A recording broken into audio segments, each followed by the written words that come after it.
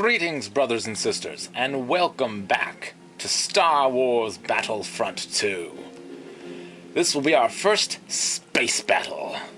We have the option to bypass it, but if you take that option, you're boring, and I hate you. So anyway, this will be based on the opening scene from Star Wars Episode 3, Revenge of the Sith. As the Clone Wars progressed, more and more ground-based legions found themselves pressed into space combat, including the fighting forces of the 501st. For months, every hour of our downtime was spent in the simulator, preparing for the time we would face our enemies from the cockpit of a 170. Finally, the day came to earn our wings. The CIS had staged a daring kidnapping of Chancellor Palpatine and was being escorted from Coruscant by a fleet of separatist ships. With only a few veteran pilots on planet, many of the 501st were pressed into service to drive off the Seps and buy time for a pair of Jedi Knights to rescue the Chancellor. Right, so, in this game mode there's only two playable character classes, the Pilot and the Marine. This is not a drill. Pilots and Marines, get to your ships. The Jedi are depending on you. The Pilot has weaker weapons, but when he's in his starfighter, the starfighter is getting constantly healed.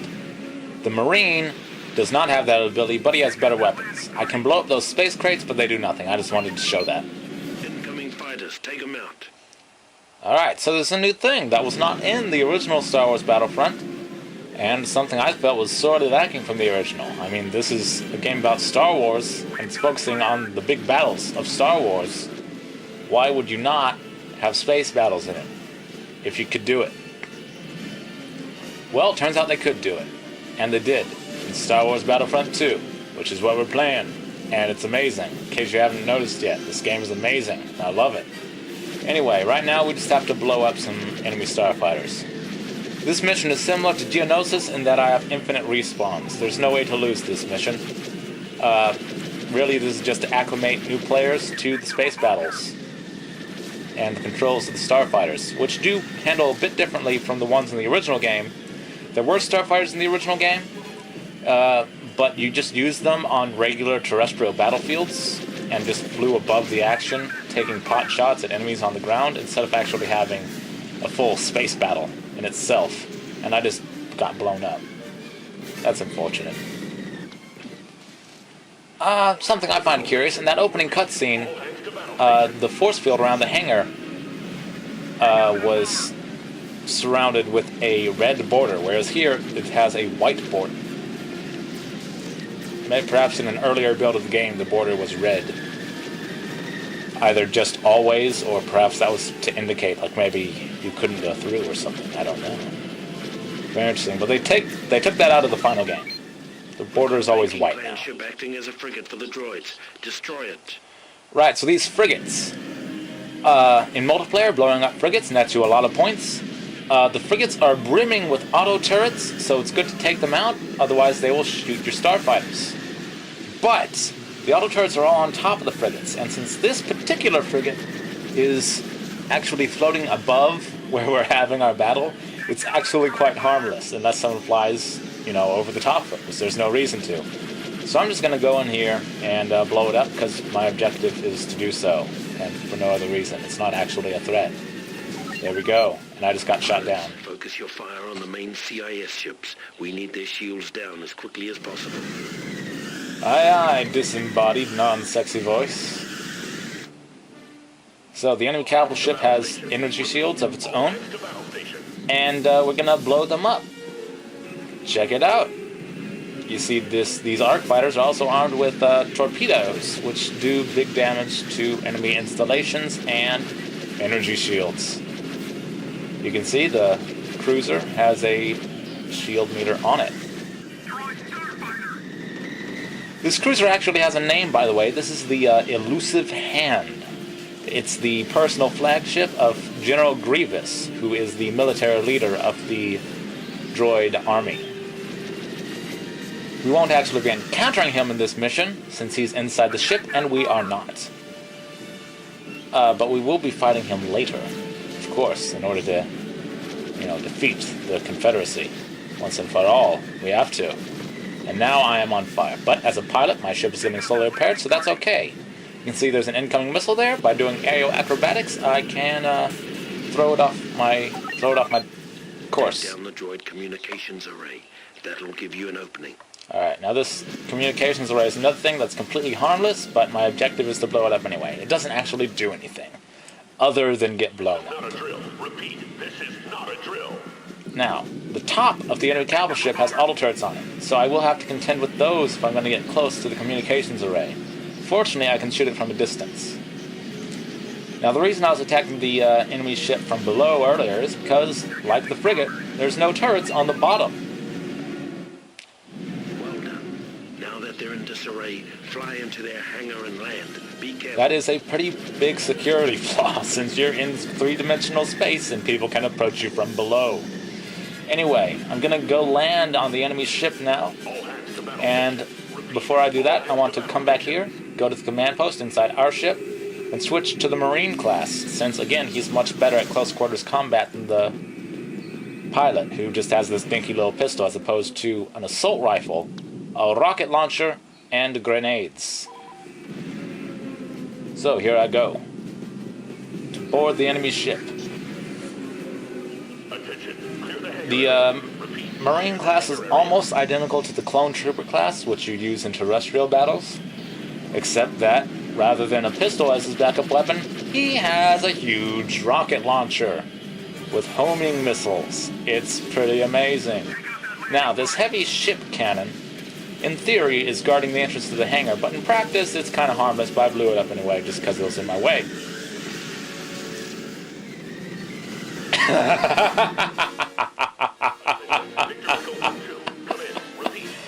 Okay, yeah, that'll happen sometimes. She'll try to land in a hangar, and someone else is coming out at the same time. This is why air traffic controllers are very important people and deserve to get paid more than they do. Anyway, I'm going to try to land in the enemy hangar again, and this time that won't happen. Alright, here we go. Gonna see if there's no one coming out. We're good. I'm gonna land as close to those stairs as possible, otherwise I'll have to fight my way through more droids to get to my objective. Use rockets or time bombs to destroy the internal systems. Only one internal system is actually important right now. As the text says, we have to destroy the engine cooling tanks, which in theory ought to prevent their ship from moving, but in practice it just, you know, gives us a little checkpoint. Objective complete and whatnot. Alright, these guys, well, let me tell you the truth, this takes me a while. Here's a montage.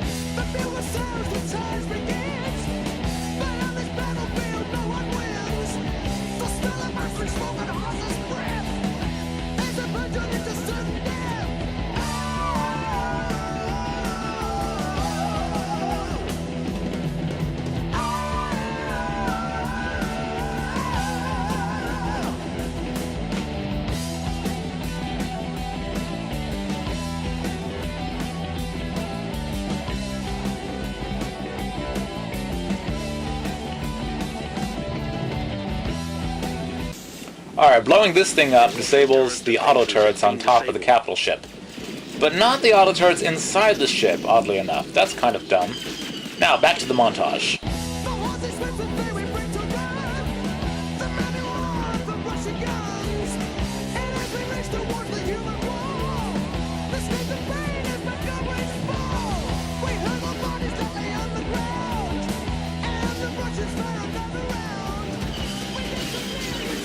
I know that looked bad, but keep in mind, I had to do that alone. In almost every other situation in this game, you have an army at your back. But my NPC allies would not land in the enemy hangar. They just buzzed around outside, taking pot shots at the enemy starfighters. That's really an unreasonably difficult objective, just getting to this point where I can blow up these cooling tanks. And they have so many hit points I run out of rockets, just shooting them. And then I run out of grenades. For a tutorial mission, this is way too hard, seriously. Well, anyway. Hold on, gotta reload. There, objective complete. Now, grab a fighter and destroy the bridge of the enemy cruiser. Okay, now this is interesting. I'm inside the enemy capital ship. I can actually grab one of their starfighters and fly it out of here and use it to blow up their own bridge. You'd think I would be able to access the bridge from inside this. Well, it doesn't matter now. I got blown up. And I have to respawn inside our own ship. At least this time I can be a pilot. This is not a drill. So, you saw earlier that thing that's on fire on top of the enemy ship. That's the bridge. It's a good thing it's already damaged. I think I damaged it earlier by accident, or one of my NPC allies did. Because blowing it up is now my objective. What do you know? Which doesn't really make sense because it's intact in the movie. Flying like that, the Republic is well on its way to victory. Oh well. Their turret defenses are back on. No one cares. Point is, we won.